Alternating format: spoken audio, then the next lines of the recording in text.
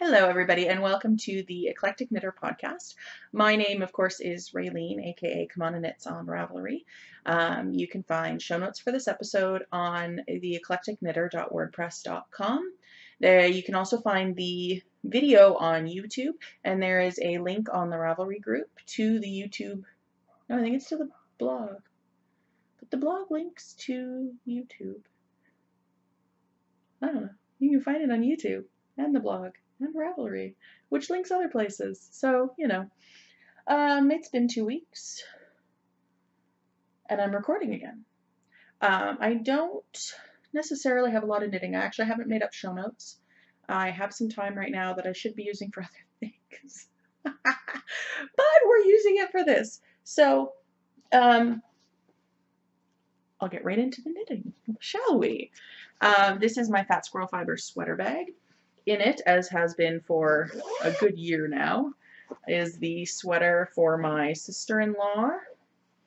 I showed the back last time. I have finished the left front. This is a Brooklyn tweed pattern. It's Row. I think it's by Michelle Wang. It is knit out of Louette Gems Merino Worsted in the steel gray color, but really it's purple. So it's a lilac-y, gray purple.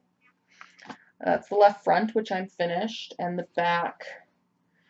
Now I've done cabled sweaters before, and I don't think I talked about this last time. He has a technique. There's a technique in the pattern for how to bind off over heavily cabled fabric so it doesn't wave. And it worked really well. This is a very straight edge here where it bound off amongst the cables. So that was really good. The patterns are always nice. Like Brooklyn tweed patterns are very clear and straightforward if you read properly.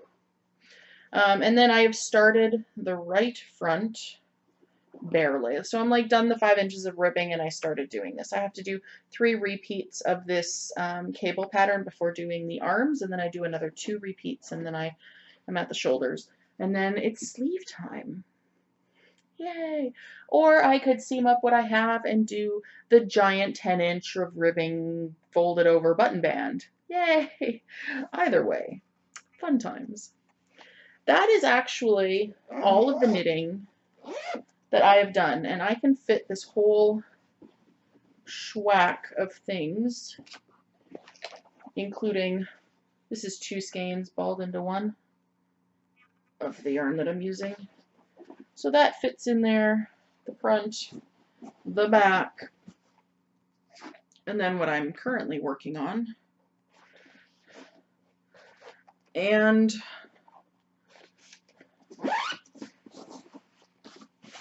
I can still fold it over quite a ways, like it's only full till about here. It's a very big bag. It's very nice. It sits on my couch, looks very fall-y even, and it feels very fall-y outside. Like up here it gets to, we've almost hit freezing a couple nights. A couple mornings when I've woken up at 6 in the morning, it's been +2 Celsius.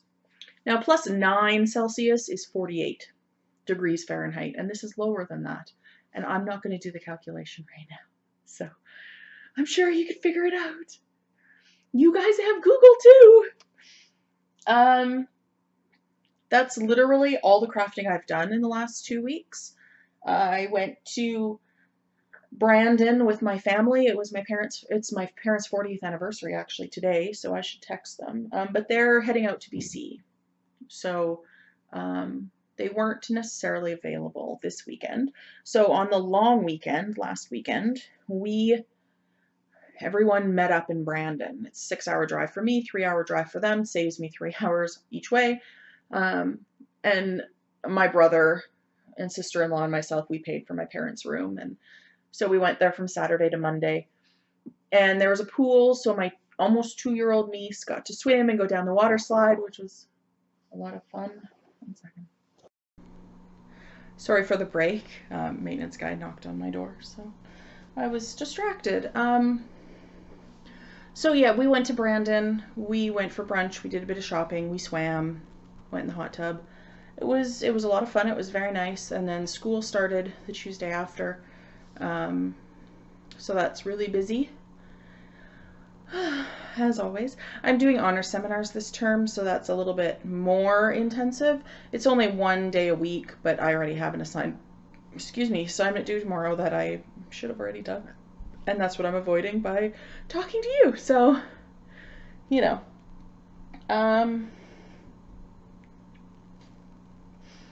Acquisitions, because I placed an order online from a company that I've always wanted to order from but have never been able to, and I ended up getting it shipped to the town that my parents live in is like 10 minutes from the US border, and there's 2 separate like parcel drop-off locations. So if I really want to save on the shipping in the States, and there's a company that has, you know, free shipping within the States, then I will sometimes, very rarely, this is only the second time I've done this, I will get it shipped to the parcel point in North Dakota, and my parents will go down and pick it up for me. And for this, it was well worth it. I placed an order from Miss Babs for Yowza. I've never used it before. I've never seen it in stores before. I don't go to shows and stuff where she is, so it's hard for me to get. I like the idea of buying, you know, 800-gram skeins of worsted weight.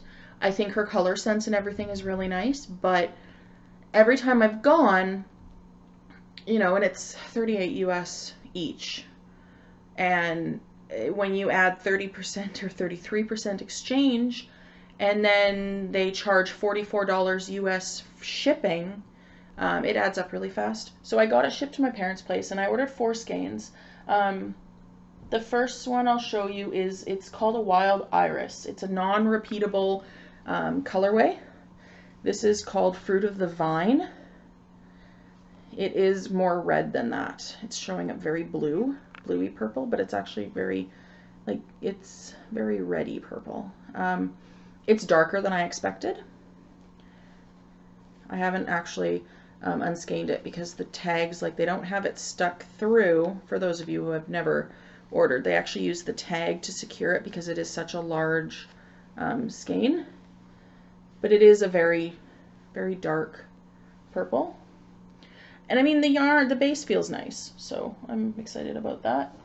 And then I ordered Blue Dasher. My mom really liked this one when she saw it. They brought it to Brandon, so that's when I finally got them. It's not as blue. It's a little bit more greeny blue. Like this in here is a very green, and there's some green right there. So this might end up being something for my mom for Christmas, because that was the one when I picked it up. She goes, ooh. And then I picked up Atlantis. Atlantis, Blue Dasher, and the last one that I got are all Babettes, so your skeins may vary.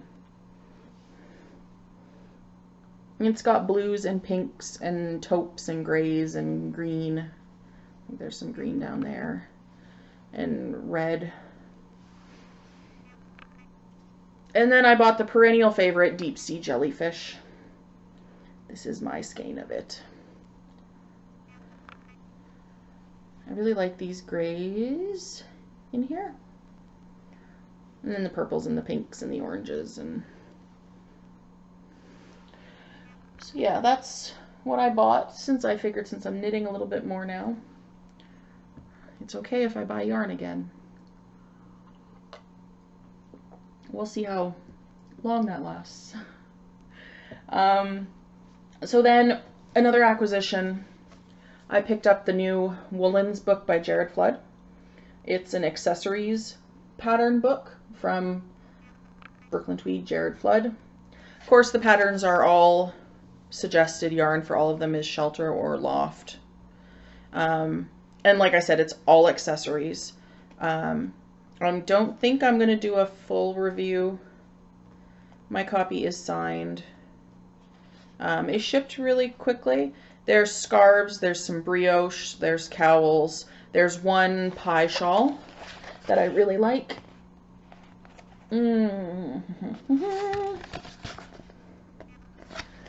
That's done at a fingering weight. Another scarf. There's some color work, like a color work shawl or a color work cowl and a very simple color work hat. There's cables. There's even a steeked shawl.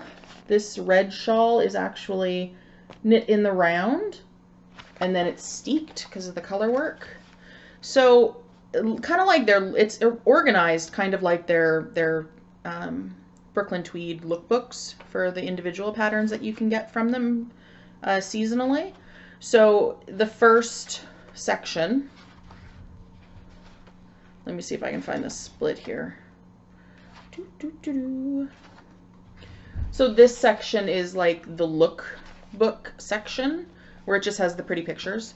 And then here's the actual like knitting patterns with the schematics and the instructions and the charts. And then it has like a representational picture.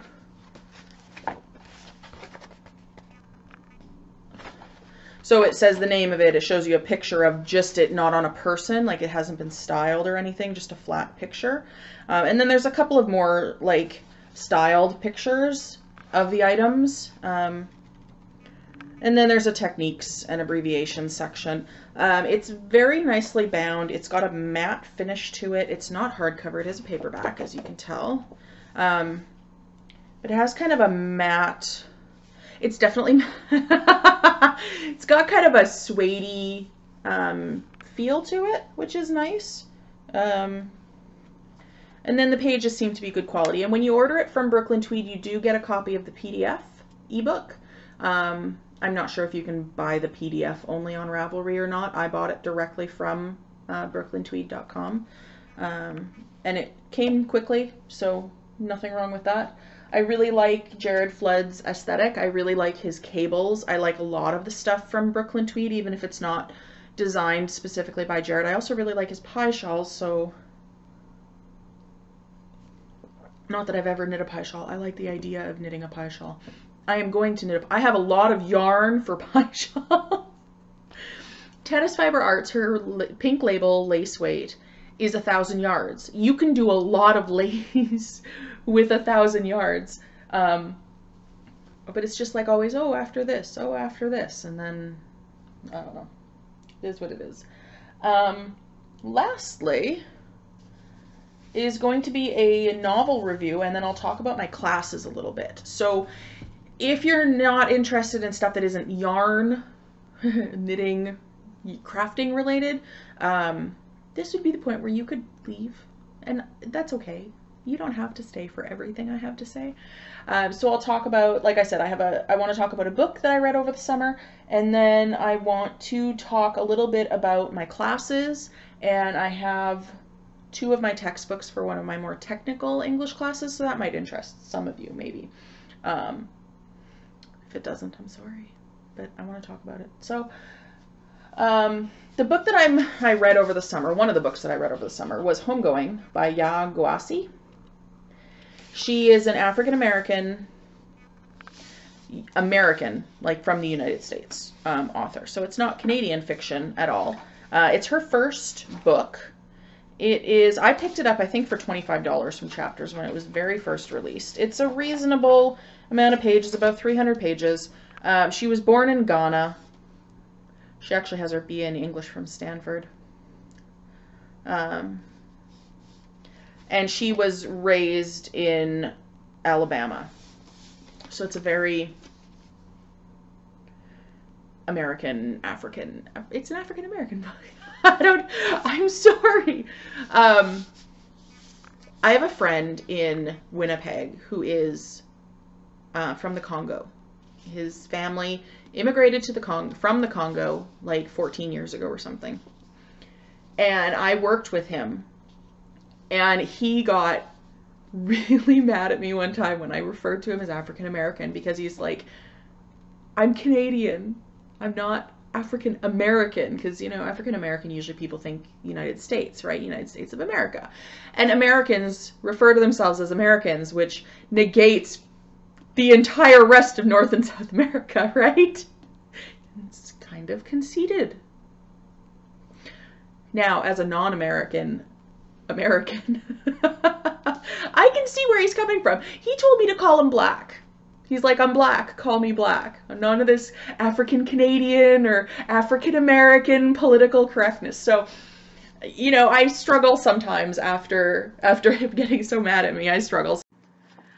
Okay, so this book is interesting. The structure of it is different from anything else I've read. I feel my camera is crooked, isn't it? Because everything that I feel like I'm holding straight does not look straight on screen.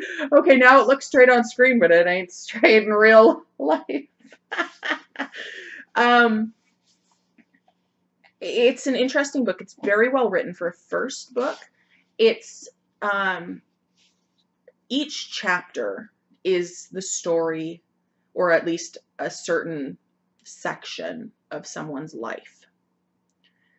And it follows this family lineage in two separate ways. So it begins in Africa when the slave trade was going on, and it deals with the conflict between the African people, the African tribes that are selling their war captives from conflict with other African tribes to the English for, you know, the English then take them on their ships to North America or to the United States or to the Caribbean for sugarcane, like slaves. They sell them into slavery, basically.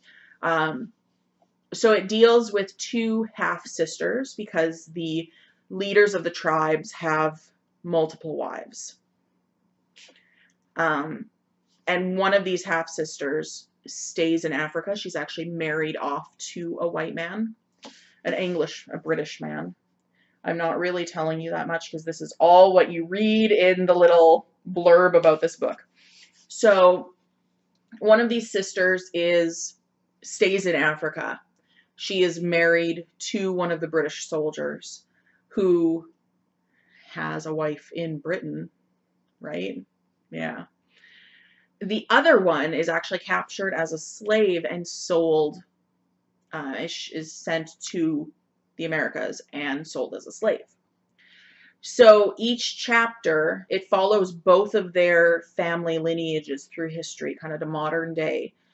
And it follows, you know, each one you're a different generation on a different side of the ocean. So you start off in Africa with, you know, the one that gets sold into slavery. And then you read a chapter about the one who was married to the British man. And then you go to the first one, her child in, you know, the southern United States. You get a chapter about them. And then you go to, in Africa, that, you know, sister's child in Africa. And so you see kind of the long-term generational effects of both conflict between, it's colonial conflict, right? That's going on in Africa specifically because the British have colonized South Africa. And you can see like the son, I think it's a son, the first one, child of the woman who's married to the British soldier. He's, of course, half British, right? Like he's half white. And so you can see on that side, it's very conflicted. All of the children are very conflicted between their African roots, their traditional African tribal roots, and, you know, the British influence through colonialism. And then, of course, on the North American side, you see the generational effects of slavery and that kind of stuff on these people as they go through. And it was really interesting from that point of view, and I really liked it. It felt like the later chapters were shorter, not as detailed. Well, they're not as detailed. It felt like the characters weren't as fleshed out in later chapters as they were kind of at the beginning. So the book kind of feels weaker as it goes on, and the ending is kind of obvious, I want to say, expected almost. So that's a little bit of a letdown, but overall, the power that's found in the, the first half of the book, and the things that you learn maybe about something that you're not, because I mean, I've heard about slavery. Everybody's heard about slavery, and everybody's heard about, the things that happened and stuff like this. But personally, I didn't know a whole lot about what it was like on the African side of the equation.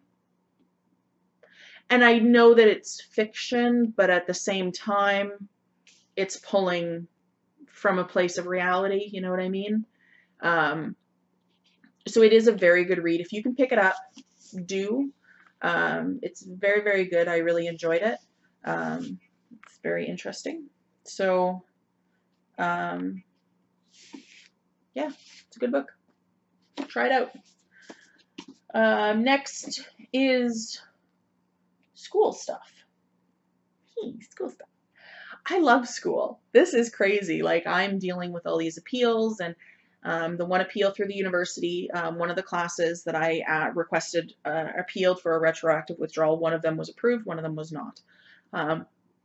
It actually kind of worked out okay, because the one that was approved is being, or wasn't, the class that wasn't approved for a retroactive withdrawal was a history class, History 221, which is Anglo-Saxon Britain.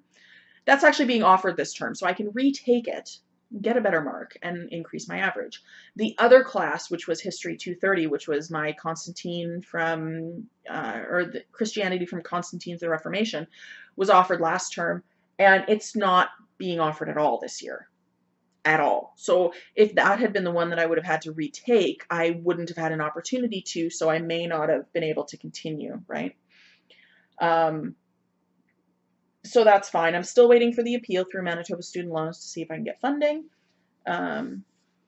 So the first class that I will talk about is I have to take another foundation course. It's called 203. It's Critical Approaches to Reading, and I have two of the textbooks here right beside me. It's very much, it's a class about the study of books. We're studying two books directly from the point of view of studying how you read the book, how you talk about the book, how you interpret the book.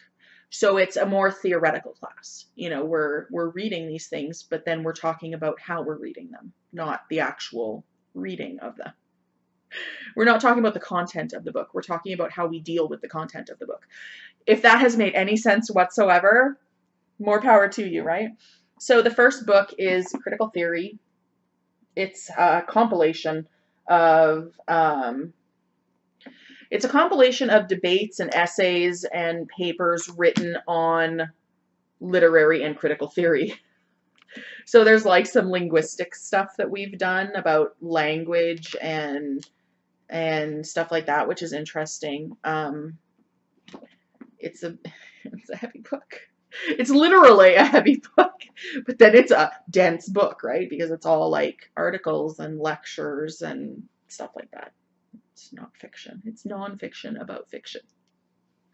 And then the other one is just a glossary of critical and literary terms. I actually bought both of these used on Amazon, and this one's in like perfect condition. So this is literally a glossary. So here it has a Far Side comic in it. Fiction, in the broadest sense of the word, any writing that relates to imagined characters and occurrences rather than recounting real ones.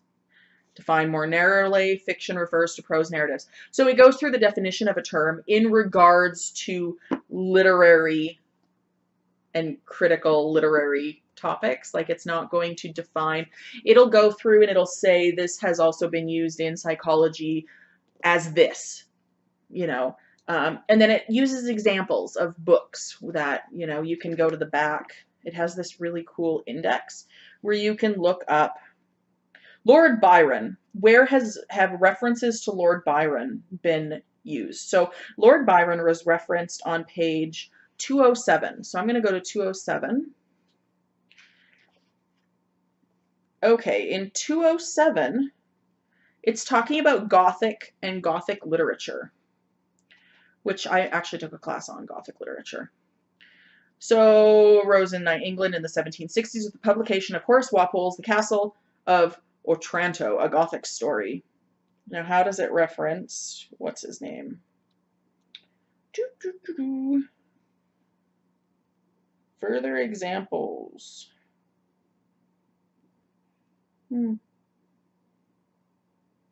Oh, it's on 207, not 206.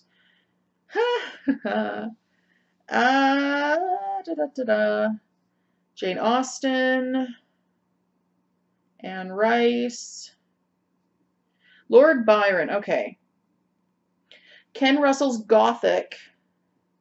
Pop culture continues to feature the Gothic and Gothic horror. Ken Russell's Gothic 1987 luridly retells the episodes in the lives of Mary Shelley, Percy Shelley, and George Gordon, Lord Byron, that inspired Mary's classic Gothic novel Frankenstein. That's why. That's how Lord Byron ties into Gothic novels, right?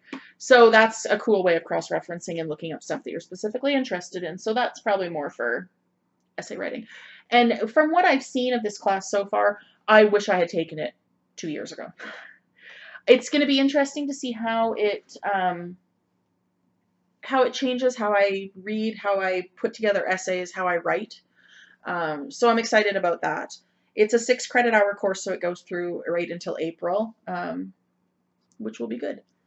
The other class that I'm taking, like I said, I'm retaking History 221, Anglo-Saxon Britain from, I think it's from the Roman invasion till 1066, so just after the Anglo-Saxon, the Germanic tribes invaded Britain. So I'm just doing that because I need it. I'm retaking a math pre-calculus class online. Not a whole lot to say there either. And then my other English class is English 406, which is 17th century. It's a seminar on 17th century